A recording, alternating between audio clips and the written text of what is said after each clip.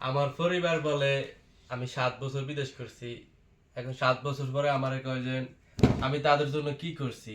কয় তুই যা দিছ সব শেষ। কি দিছস তুই? তোর কাছে কি হিসাব আছে? আমি কিছু বলবো না। এই দেখেন আমি যখন বিদেশ আইছি সর্বপ্রথম শুরু করছি এই যে পেপারগুলো দেখছেন না, এগুলো সব ব্যাংক স্টেটমেন্ট, মানে টাকা যে ফাটাইছি। এই যে দেখেন, একটা দুইটা তিনটা চারটা পাঁচটা ছয়টা সাতটা আটটা 10টা ব্যাংক স্টেটমেন্ট। মানে এই ডায়েরিটার ভিতরে না হইলেও 50টা শুধু ব্যাংক স্টেটমেন্টে আছে যে আমি টাকা পাঠাইছি।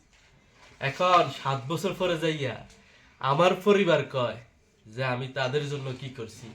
এখন এই কষ্টটা কার কাছে বলি আমি? আসলে কি দিন শেষে প্রবাসীদের আপনজন কেউ হয় না। দিতে পারছি ভালো, দিতে পারি না এখন আমি ভালো না। তুই কি দিছস? তোর কাছে কি প্রমাণ আছে? আমি তো পরিবারে ভালোবাসি।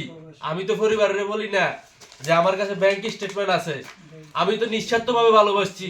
দূর প্রবাসে থাকি, পরিবার সারি, মা বাপ সারি, আমি তো প্রবাসে ভরে দিচ্ছি এই লোয়ার সিটের ভিতরে থাকি। আমি পরিবারের নিঃস্বার্থ ভালোবাসছি।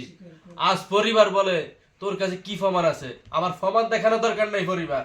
আমি কি করছি আমার উপর আল্লাহ জানে।